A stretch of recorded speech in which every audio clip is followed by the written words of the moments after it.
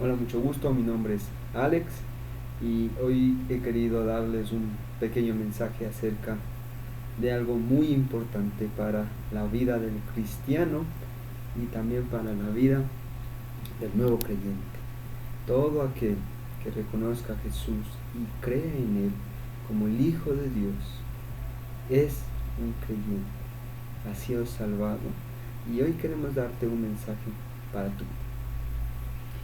Bueno, con los jóvenes de la iglesia, nosotros hemos venido hablando acerca del servicio, del compromiso, de la santidad. Bueno, muchas veces nosotros a veces decimos, ¿a quién servimos? ¿Con quién nos comprometemos? ¿Para quién vamos a ser puros? Pues queremos hoy responder esa pregunta y espero que tú seas uno de aquellos que sí hemos dicho a quién mismo estamos sirviendo. Para eso vamos a escudriñar un poco las escrituras y vamos a ver algo sorprendente acerca de alguien sorprendente. Como la Biblia lo dice,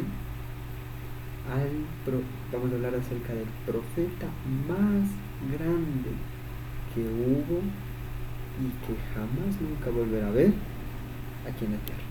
Adivinen cuál es el personaje. ¿Ya? Nos dicen Elías. No, Elías no es. Moisés, no. Tú lo dijiste. Es Juan el Bautista. Vamos a hablar acerca de Juan el Bautista. Pero, ¿quién era Juan? Muchos de nosotros sabemos, ¿no?, la historia del nacimiento de Juan. Era Zacarías, el sacerdote, e Isabela eran estériles, ya eran adultos, ya eran muy adultos, ya eran ancianos. Isabel siempre fue estéril, pero llegó la promesa por el medio del ángel Gabriel a Zacarías. Zacarías no hizo caso. Dios lo castigó para que se haga mudo. Pero después de un año después de la promesa nació Juan el Bautista. En ese periodo, mientras la presentación de Isabel se hacía, va y le visita a María, la madre de nuestro Señor, la madre terrestre de nuestro Señor. Va y le visita, ¿no? Y dice que Juan se alegró mucho en el vientre de la madre de Isabel, que incluso se regocijó en sus entrañas. Desde ahí comienza un parentesco con Jesús. Se podría decir que eran medios así como segundos primos, y era algo importante. En la tradición judía no había primos, no existía la palabra para designar a primos, sino que se decían hermanos. Bueno, pues eran hermanos. Hoy vamos a hablar acerca de él. Después él se convirtió en profeta, Juan el Bautista. Se fue al desierto. ¿Sí? Vamos a leer las escrituras. En Marcos capítulo 1, versículo 6. Marcos 1:6 dice, voy a leer en la traducción del lenguaje actual. No, en la palabra de Dios para todos. Juan se vestía de pelo de camello, llevaba un cinto de cuero en la cintura y se alimentaba de langostas y miel silvestre. Vamos al aspecto interesante de Juan. La Biblia nos relata que él habla acerca del arrepentimiento, diciendo, el versículo 2, como está escrito en el libro del profeta Isaías, oye, te envío a mi mensajero delante de ti, quien te preparará el camino. Alguien grita en el desierto, preparen el camino para el Señor, háganle caminos derechos. Así Juan el Bautista llegó a bautizar a la gente en el desierto, anunciándoles que cambiaran su manera de pensar y de vivir, y que bautizaran para que Dios les perdonara sus pecados. Entonces veían a él toda la gente de la provincia de Judea y de la ciudad de Jerusalén, confesaban sus pecados y Juan los bautizaba en el río. El 7. Juan les decía, el que viene después de mí es más poderoso que yo, ni siquiera yo soy digno de desatar agachado las correas de sus sandalias. Yo los bautizo con agua.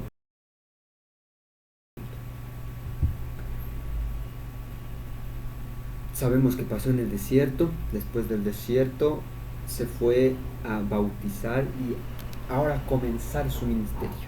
Él era el profeta Juan el Bautista, era el profeta Elías que él iba a venir. Dios había mandado a su pueblo una promesa de que va a venir alguien que va a preparar el camino para la llegada del Mesías. Era el nuevo Elías, y Juan era el nuevo Elías, pero un Elías diferente. Elías en el Antiguo Testamento estaba con reyes, con sacerdotes, con el pueblo, sanaba enfermos, curaba, ¿sí? Pero Juan el Bautista era muy diferente. Primero, predicó arrepentimiento, cosa que todo cristiano de la era primitiva, de la era cristiana, de la era de la persecución, de la reforma, de los avivamientos, y el nuevo cristiano de ahora debe predicar arrepentimiento. Aparte de eso, Juan vemos que tenía una forma distinta de sus necesidades físicas. La Biblia nos dice que Juan se vestía de pelo de camello, y llevaba un cinto de cuero en la cintura. Se alimentaba de langostas y miel de abeja. Imagínate, no estaba el último grito de la moda, no vestía la última túnica de Dolce Gabbana, ¿no? Sino que él se vestía, no se creía la gente normal, no se creía un profeta. Él era muy humilde y no se vestía, ¿no? ¿Tú cuál cristiano eres? El cristiano comodista que se viste a la moda, que gasta millones, bueno, no millones, cientos de dólares en ropa, en accesorios, que vas a un buen restaurante. Y yo no digo que eso es malo, no lo digo, pero tú tal vez desprecies a los Juanes que hay en tu iglesia, a esos humildes, a esas personas humildes que no se visten bien para nada. Bueno, sí nos vestimos bien algunos, que tal vez no comen en el restaurante, sino comen langosta y miel de abeja. Esos Juanes sí predican el arrepentimiento que Cristo mandó. Y ahora, miren, si vamos ahora a ver qué dice Jesús acerca de Juan. Vamos a Mateo capítulo 11. Mateo capítulo 11, versículo 11. Mateo 11:11. Vamos a ver qué dice. Sigo en la traducción, la Biblia para todos. Les digo la verdad, de todos los hombres que han vivido, ninguno ha sido más importante que Juan el Bautista. Sin embargo, al menos importante es en el reino de Dios, es menor que Juan. Desde el tiempo de Juan el Bautista hasta ahora, el reino de Dios avanza con poder y han intentado apoderarse de él por la fuerza. Antes de que vinieran Juan, todos los profetas de la ley hablaron de lo que iba a suceder. Si tú crees en lo que dicen la ley y los profetas, entonces verás que Juan el Bautista es Elías, el profeta que iba a venir. Oigan bien lo que les digo. ¿Qué dice Jesús acerca de Juan? Es el más grande profeta. Me saco los lentes porque no puedo ver, está con la Biblia. Jesús le dice que es el más grande profeta. No ha habido más, no habrá más. Él es el que iba a venir. Él es el Elías que vino. Juan el Bautista es el Elías que vino. Aún así, siendo el más grande aquí en la tierra, es el menos importante allá en el cielo. Y aún así es el menos importante, dice: el que viene después de mí es más poderoso que yo, Cristo, Jesús. Y ni siquiera soy digno de desatar agachado las correas de sus sandalias. Ni siquiera Juan es digno. Juan, el más grande profeta, es digno de desatar las correas de las sandalias. Hay mucha gente ahora en la iglesia postmoderna que se cree mucho. Aprendamos de Juan.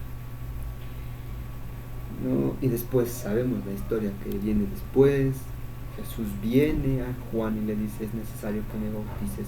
Y Juan le dice: no, Señor, por favor. Y Juan le dice: es necesario bautizar. Y Juan la bautiza y le dice: he aquí el Cordero de Dios que quita el pecado del mundo. La primera afirmación que Juan hace acerca de Jesús directamente le dice: he aquí el Cordero de Dios que quita el pecado del mundo. Quita el pecado del mundo. Primera afirmación, ¿no? Después la historia se pierde. Sabemos que Juan seguía predicando, seguía arrepentimiento, pero ya llegó la hora del ministerio de Jesús y Juan hace el pre-ministerio de Jesús.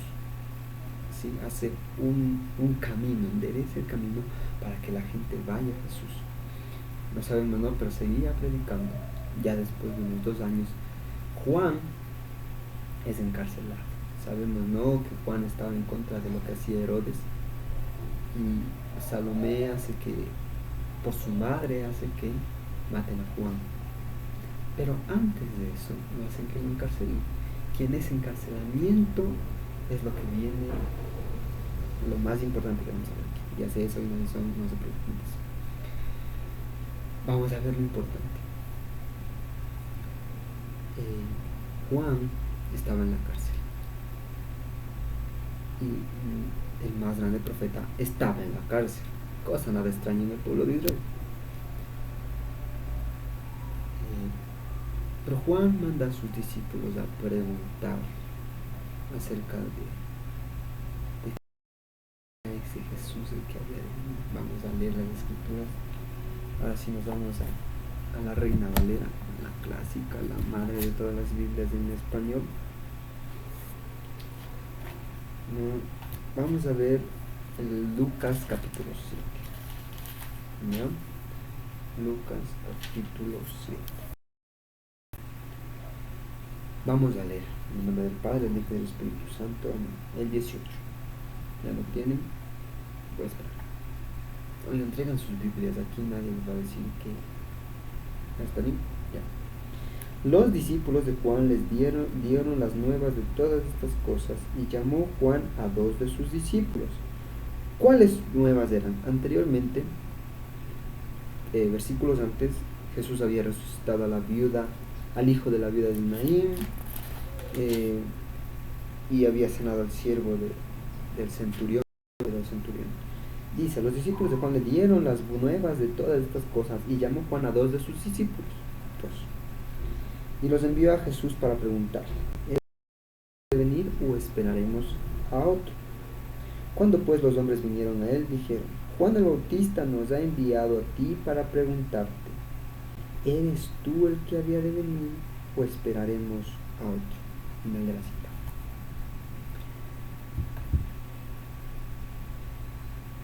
No sé qué decir. El más grande profeta, el que había dicho que no es digno, el que había dicho que es el Cordero de Dios, el que había dicho que él sí es el Cristo, el que incluso son hermanos entre nosotros, el que había visto todo lo que había dicho, le dice: a ver, al fin y al cabo, ¿eres tú el que había venido o esperamos a otro? A veces nosotros no nos pierde la duda de decir: ¿eres tú? No te preocupes, si eres un nuevo creyente, algún momento de tu vida Dios va a permitir que tu duda llegue a tu mente. No te preocupes, que allá tienes la respuesta antes de que tu pregunta llegue. El más grande profeta no, porque nosotros simples siervos no vamos a dudar. ¿No? Jesús había hecho muchas cosas, ¿no? Ya habían pasado más de 2 años en el ministerio. Jesús había hecho muchas cosas, pero aún así Juan va y le dice: ¿eres tú el que había de venir? Muchas veces nosotros los cristianos nos sentimos así. ¿No? A veces tenemos pruebas, tenemos luchas, tenemos tentaciones que no podemos hacer. Pedimos perdón a Dios y le decimos: Señor, perdóname por el pecado que he hecho, no lo vuelvo a hacer jamás. Y después de 2 horas después, al día siguiente, ya lo estamos volviendo a hacer. Y decimos: Señor, ¿por qué? O tal vez decimos: mi papá me pega, mi mamá me habla, mi hermano, mi hermana, ay esto, es que en la iglesia hay muchos problemas, es que yo... Jesús permite todas esas cosas para que su poder se manifieste en nuestra debilidad, como dijo el apóstol Pablo. Es que a veces nosotros los cristianos, o bueno, los que nos decimos ser cristianos, solo vemos las cosas malas de seguir a Jesús. Vemos que la gente nos trata mal, que ya no podemos ir a fiestas. Bueno, poder sí podemos ir, pero hay que discernir. De que ya no tomamos, ya no bailamos, ya no disfrutamos, de que mis papás no son creyentes y vivo en una atmósfera pesadísima, de que en la iglesia hay muchos problemas, de que de gana me vine, de gana creí en Jesús, y así. Pues déjame decirte que no, compañero, hermano, hermana que me estás viendo, en esos problemas, en esas dificultades, en eso, nosotros preguntamos: ¿eres tú por el que creí? ¿Eres tú? Vamos a ver qué responde nuestro Señor. El versículo 21, el 20b: ¿eres tú el que ha de venir, o esperaremos a otro? En esa misma hora sanó a muchos enfermos de enfermedades y plagas y de espíritus malos, y a muchos ciegos les dio la vista. Y respondiendo Jesús les dijo: id a hacer saber a Juan lo que habéis visto y oído. Los ciegos ven, los cojos andan, los leprosos son limpiados, los sordos oyen, los muertos son resucitados, y a los pobres es enunciado el Evangelio. Y bienaventurado es aquel que no haya tropiezo en mí. Bienaventurado es aquel que no haya tropiezo en mí. Jesús ya había hecho muchas cosas antes, y aún así Juan dice: no, vamos a preguntar. Pero Jesús le dice: mira, ¿no has visto? Sané enfermos, saqué demonios,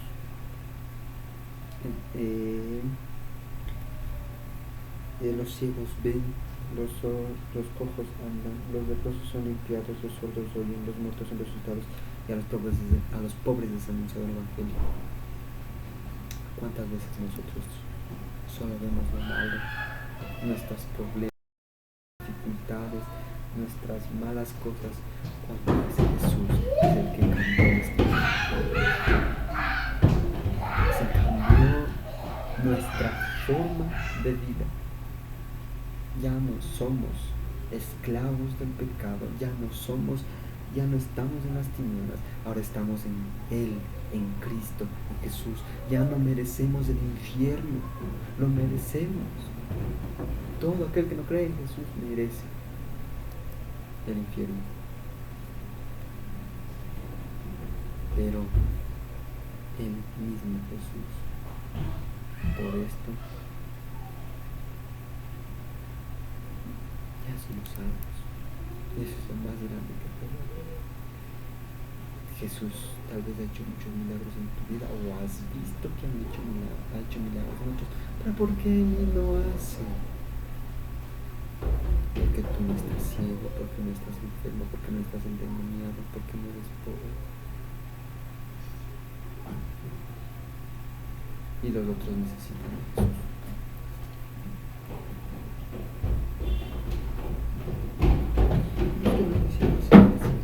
Antes no veías, ahora ves la gloria, ahora ves a Jesús. Antes eras cojo, pensabas que no es, pero no. Cristo es el camino y la hecho andar en 2 pies para seguir sus pasos. Los leprosos son limpiados, la lepra es signo de pecado. Nuestros pecados han sido limpiados por la sangre de Jesús. Y a los pobres les ha anunciado el Evangelio. Nosotros, que no merecemos nada, que somos los últimos de los últimos de los últimos en el escalón de los más buenos, se nos ha anunciado el Evangelio. Bienaventurado el que no haya tropiezo en mí, dijo Jesús. ¿Qué esperas en servirle a Él? En servir a su obra, en estar con los que Jesús quiere estar. ¿Eres tú?, preguntó Juan el Bautista. Pregúntale tú. ¿Eres tú? Y te va a responder. No dudes, no pongas en tela de juicio quién es Jesús y qué había de venir. Yo creo y confieso que Jesús es el Hijo de Dios, el Cristo que había de venir, el que murió por mis pecados y resucitó al tercer día para mi salvación. Espero que este mensaje les haya gustado. Disculpen si fue un poco largo, pero es algo que me alienta a seguir adelante. No pierdas el camino, sirve y sírvele al que es digno, por los siglos de los siglos. Amén.